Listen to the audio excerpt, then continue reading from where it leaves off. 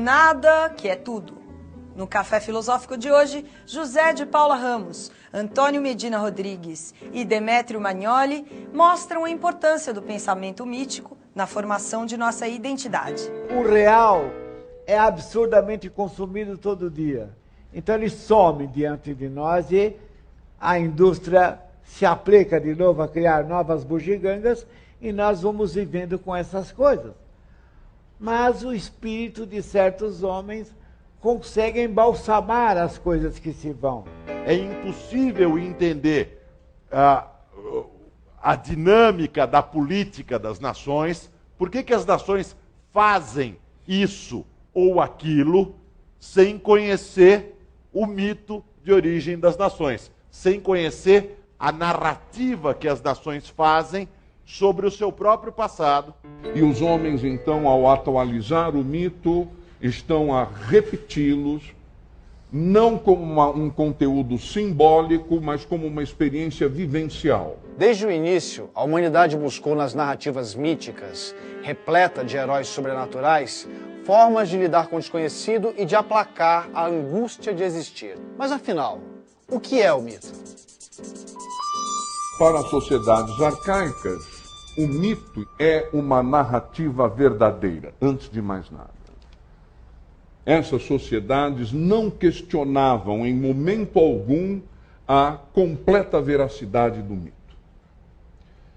Mas, para essas comunidades, o mito, além de ser uma história verdadeira, é também uma história sagrada, de caráter exemplar e plena de significado, que ensinam como as coisas que são como vieram a ser o que são. E os homens, então, ao atualizar o mito, estão a repeti-los, não como um conteúdo simbólico, mas como uma experiência vivencial. No momento em que se narra o mito está presente, não como símbolo, mas com uma força de presentificação. Muitos argentinos dizem que Gardel está cantando cada ano melhor. Está progressando.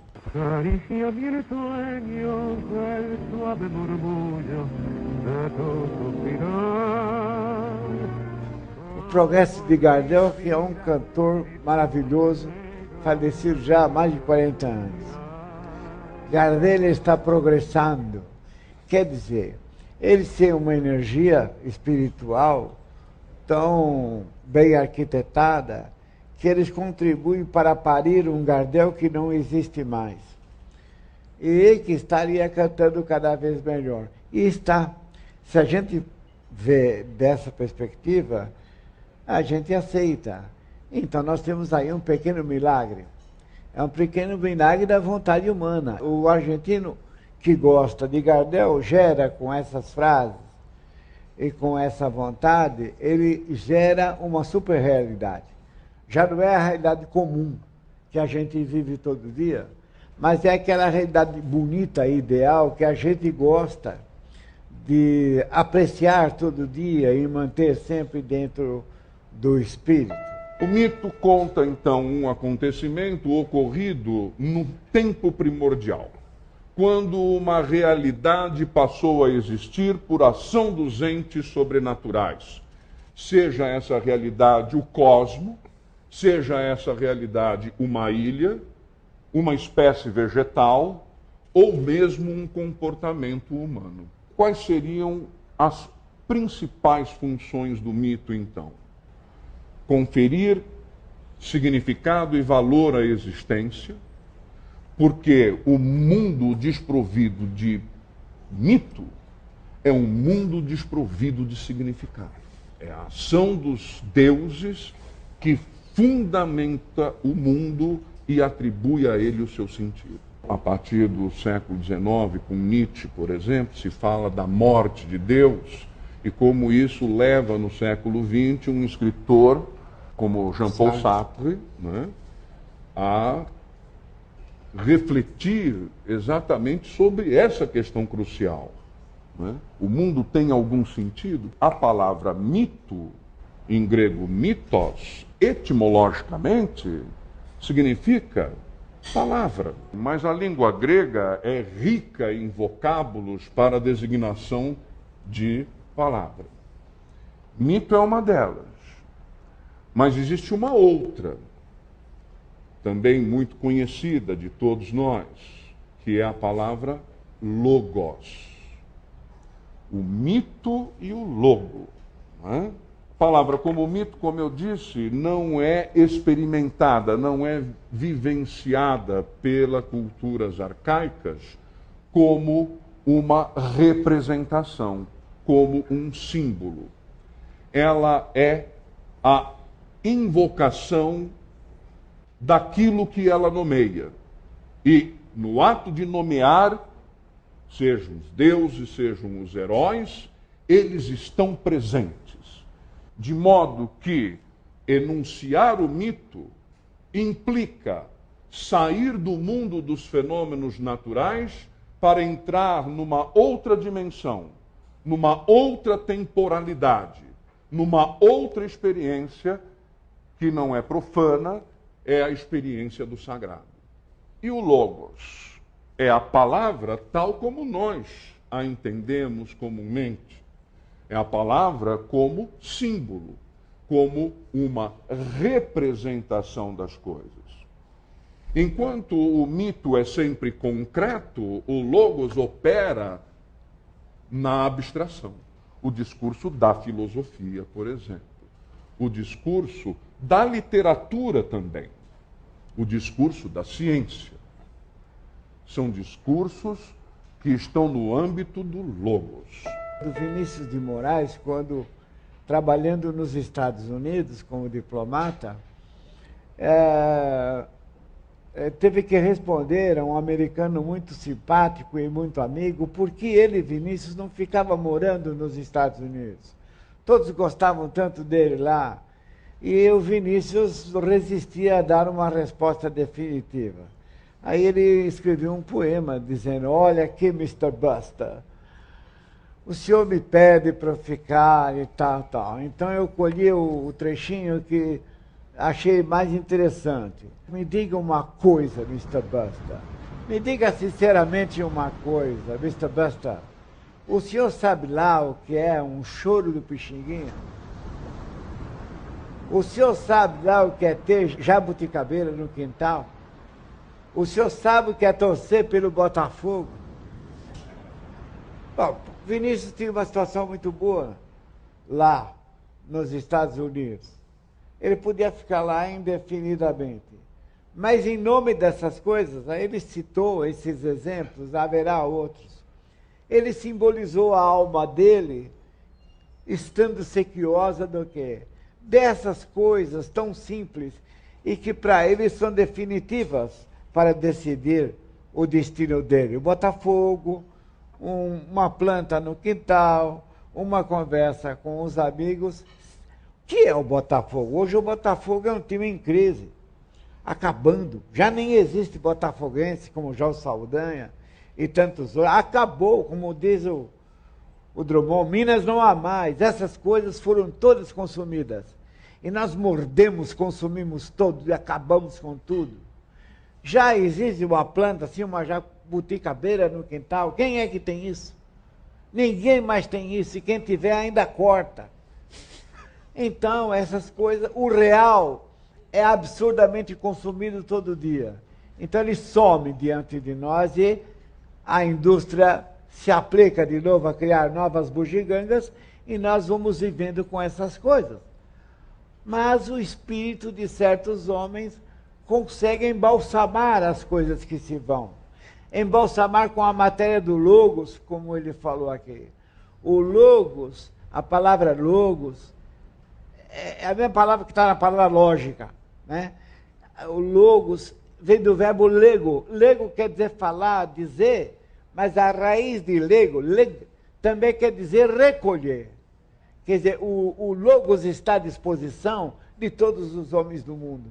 Mas só alguns é que recolhem as coisas, são tratadores das plantas bonitas, de todas as esferas da nossa experiência, e transformam aquilo em eternidades.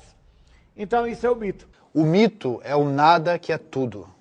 O mesmo sol que abre os céus é um mito brilhante e mudo, o corpo morto de Deus, vivo e desnudo.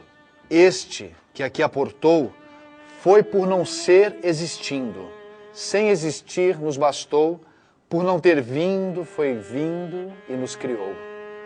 Assim a lenda se escorre a entrar na realidade, e a fecundá-la decorre. Embaixo, a vida, metade de nada, morre. Ele começa o poema com um paradoxo. Uma asserção que afirma e nega o que afirma simultaneamente.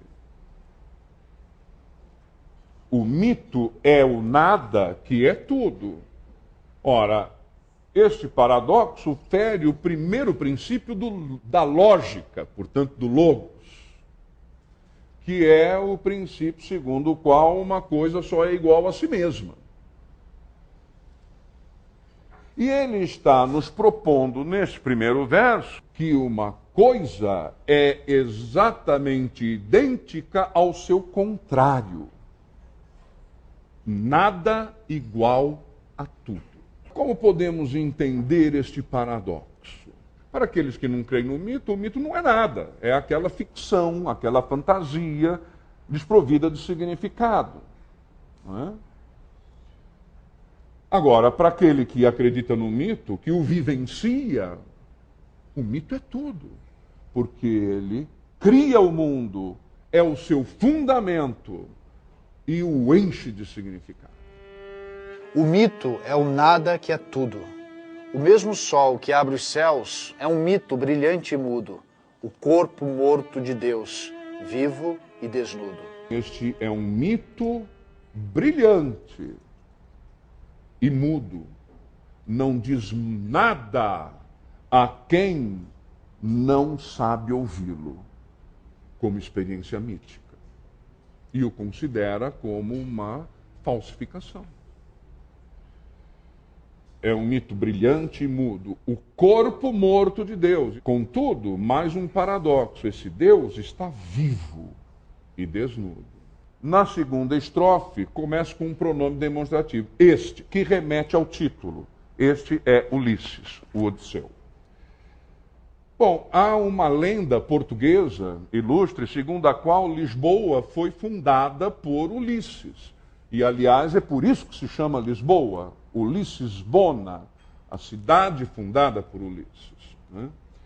Então ele diz, este que aqui aportou foi por não ser existindo. Ora, se Ulisses é um mito, uma invencionice de Homero, por exemplo, ele não existiu, nunca existiu. Mas sem existir, nos bastou a nós portugueses, que o consideramos fundador da nossa cidade de Lisboa e da própria lusitanidade, portanto. E não esqueçamos da vocação marítima portuguesa, que se associa ao mito de Odisseu, um herói, sobretudo, de aventuras marítimas, o herói da Odisseia. Então, os portugueses seriam descendentes de Odisseu, teriam herdado de Odisseu os seus atributos. Este que aqui aportou foi por não ser existindo, sem existir nos bastou, por não ter vindo foi vindo e nos criou. O mito, então, revela a irrupção do sagrado que cria, fundamenta e converte o mundo e o homem naquilo que eles são hoje. A narrativa mítica é sagrada, repito, em primeiro lugar, porque é transmitida pelos entes sobrenaturais. E no caso da cultura grega, insisto, essa narrativa é transmitida diretamente pelas deusas chamadas musas. Vocábulo grego que pode ser traduzido por palavras cantadas.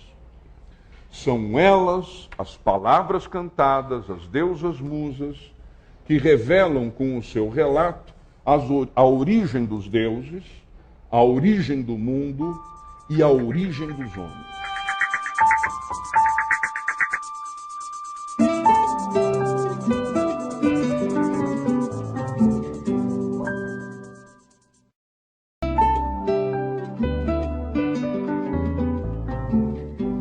A existência é sempre dolorosa, mais ou menos dolorosa, porque viver dói. O grego foi o primeiro a perceber isso.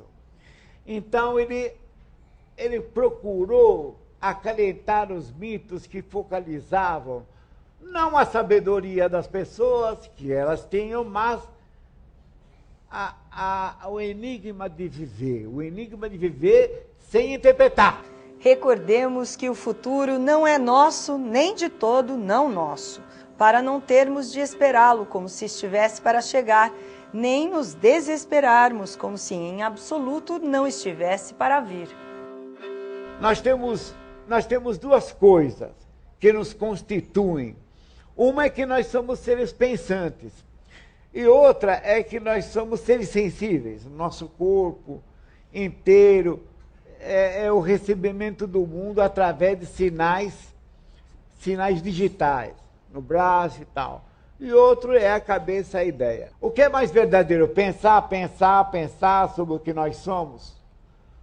Pensar sobre o que nos vai acontecer, que nós somos limitados pela morte, que nascemos sem pedir e morreremos também sem querer? Será que é isso, o pensar, o filosofar? Seria que cria alguma coisa fantástica? Ou seria, para saber a verdade, melhor ficar parado e tentar descobrir os impactos que o estar no mundo impõe a nós? Existência é o tipo de exercício que nós não fazemos, porque diariamente a gente está mergulhado na existência, mas não está nadando nela, não está palpando as rochas do fundo do mar da existência. E quando temos relações amorosas, é um corpo logo querendo ter satisfação do outro corpo, como numa feira pública de compensações. Não! Nós não temos a existência do corpo. Essa coisa que fala sem falar e sem palavras. Onde fica o cemitério dos deuses mortos? Algum enlutado ainda regará as flores de seus túmulos? Houve uma época em que Júpiter era o rei dos deuses, e qualquer homem que duvidasse do seu poder era ipso facto um bárbaro ou um quadrúpede. Haverá hoje um único homem no mundo que adore Júpiter? Todos foram deuses da mais alta dignidade, deuses de povos civilizados, adorados e venerados por milhões. Todos eram onipotentes, oniscientes e imortais, e todos estão mortos. Mas essa experiência do mito vivo se perdeu na cultura ocidental, na chamada civilização ocidental. E a palavra enquanto logos se tornou a experiência universal da palavra, do discurso humano, depois desse processo de desmitificação a que o mito foi submetido, repito, pelos próprios gregos. Pois bem, e o que os gregos disseram foi retomado como uma perspectiva que orientou os estudos científicos da antropologia e da etnologia do século XIX, que também igualmente entendeu o mito como os gregos antigos que fizeram a crítica do mito entenderam. Ficção, fantasia, lenda, história inventada. E são exatamente as acepções que persistem na nossa experiência cotidiana. Quando falamos de mito, falamos, é uma história inventada, é uma fantasia. Não é? Eles procuraram entender o mito no seu contexto. Não considerando que as manifestações do pensamento mítico no comportamento dos homens fosse uma espécie de patologia, de um estado neurótico ou um estado mental alterado, mas que aquilo tem um sentido e uma função na cultura que o gerou.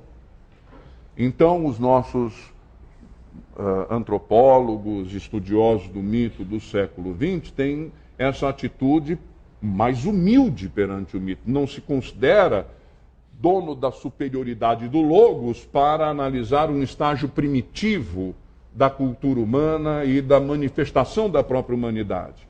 Não, vamos tentar entender o mito tal qual ele era vivenciado pelas sociedades arcaicas. E, portanto, não há por que questionar se o mito é uma verdade ou não. O mito é uma verdade naquele contexto cultural.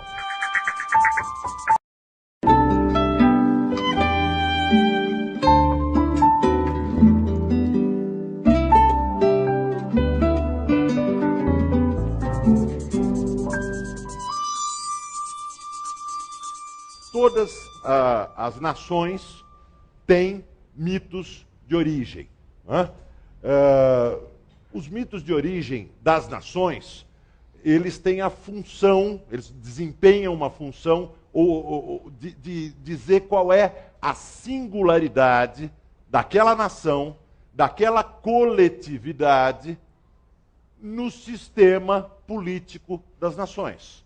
Nações não existem sozinhas. Nações existem no sistema das nações, no sistema internacional, que é um sistema que se forma a partir do século XVI, XVII, a partir da Idade Moderna, e é no interior desse sistema internacional que uma nação precisa se distinguir das demais para poder existir. Ela precisa dizer por que ela é diferente das outras, qual é o lugar particular dela no mundo. Eu chamaria vocês a pensarem um pouco na palavra país. Se a gente for para a palavra país em francês, nós vamos chegar a pays. E de pays, nós vamos chegar a duas palavras da língua francesa que indicam bem o que foi o país antes. A primeira palavra é paysan, paysan, camponês. A segunda é paysage, a paisagem.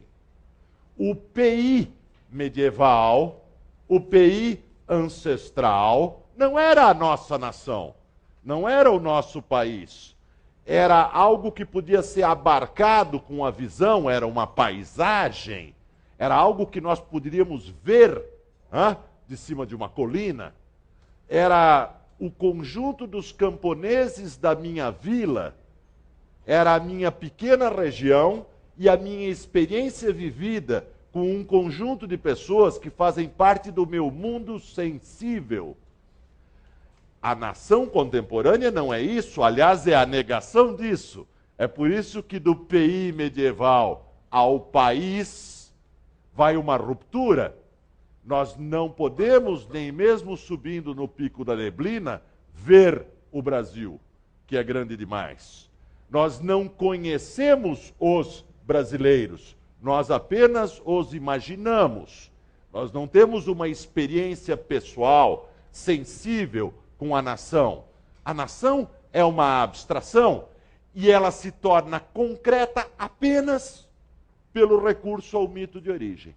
Porque o mito de origem fornece uma identidade sensível, coloque aspas no sensível, fornece uma identidade sensível à nação.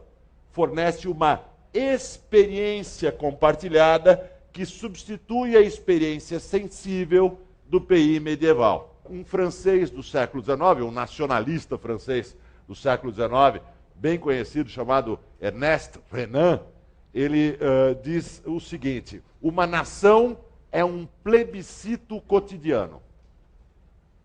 Isso significa que a nação só pode existir se todos os dias, repetida e sucessivamente, os seus integrantes decidirem que eles fazem parte dessa nação.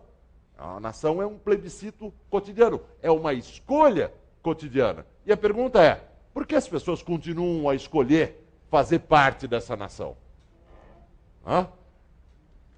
É preciso existir um motivo forte, mais forte do que o território, mais forte do que a língua. Há muitas nações com várias línguas. Há inclusive nações sem território. É preciso existir um motivo mais forte do que esse. para você dizer, quero continuar a participar dessa nação todos os dias. Um pastor anglicano inglês, professor em Cambridge, na virada do século XIX para o século XX, chamado William Inge, ele tem uma outra definição de nação. Ele diz: uma nação é uma sociedade que compartilha uma ilusão sobre a sua ancestralidade e o ódio por seus vizinhos.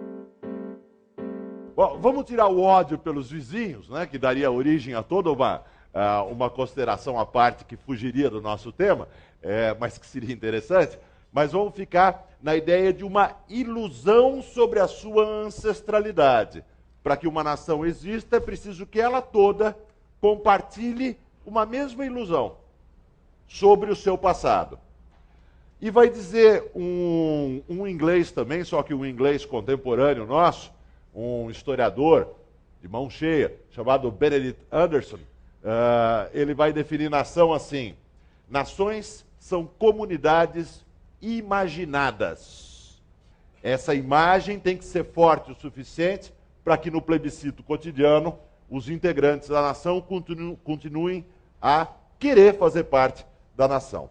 O Brasil não tem um mito de origem, tem dois, que surgiram ao mesmo tempo. Um mito de origem que fala da geografia e um mito de origem que fala da história. É interessante isso. O nosso mito de origem que fala da geografia é o mito da Ilha Brasil.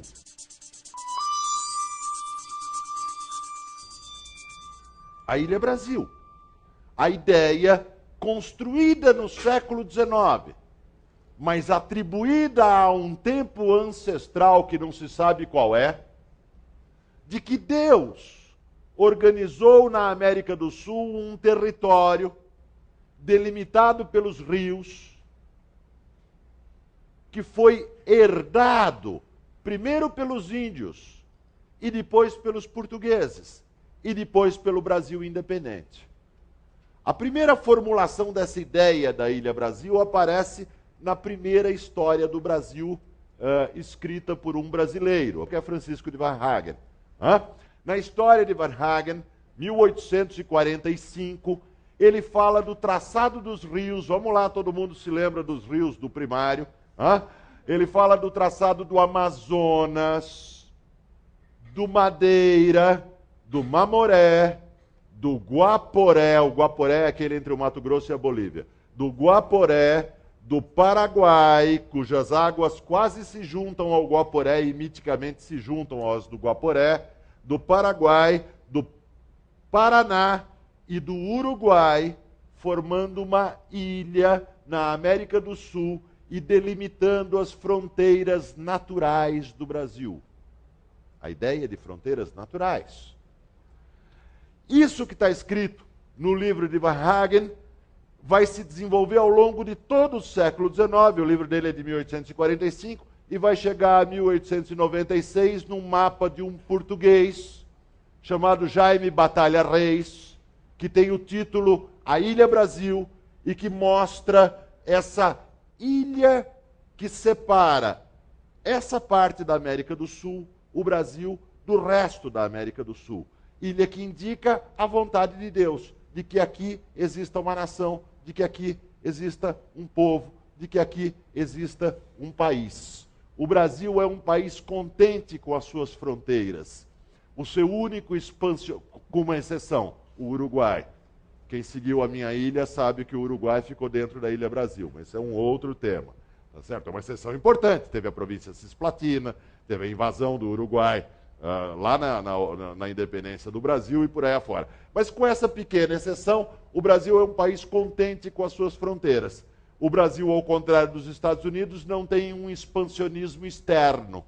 O que ele tem é um expansionismo interno. A marcha para o oeste que nunca acaba. A ideia de ocupar o território que existe antes do povo, que existe antes da nação, como uma dádiva divina. E junto com esse mito de origem surge um segundo mito de origem. Ao mesmo tempo, o Instituto Histórico e Geográfico Brasileiro, em 1838, abre um concurso com a seguinte pergunta: como se deve contar a história do Brasil. É um concurso de monografias, como se deve contar a história do Brasil. Muita gente disputou o concurso e quem ganhou não foi um brasileiro, foi um sábio alemão chamado Karl Martius. Martius é o homem que fez também a Flora Brasiliensis, a maior obra de flora da história. Era o tempo que os intelectuais pensavam em muitas coisas. Ele era um naturalista, mas ele também era um historiador. Ele era um naturalista, mas gostava de música e de literatura. E Martius, ele vence com uma monografia que diz basicamente o seguinte: a história do Brasil deve ser contada como a confluência de 3 rios. O encontro das águas de 3 rios. Um rio são os brancos, um outro rio são os índios e um outro rio são os negros. E essas águas não correm paralelas, elas se encontram e se misturam. Martius escreveu isso num tempo em que o mundo inteiro acreditava no mito da raça. E, portanto, ele cria um mito antirracial quando o planeta acreditava quase consensualmente no mito da raça.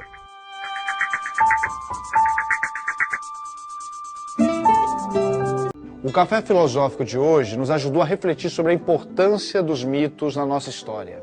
Para assistir às palestras na íntegra ou rever este programa, acesse o site da CPFL Cultura. Tchau. Tchau.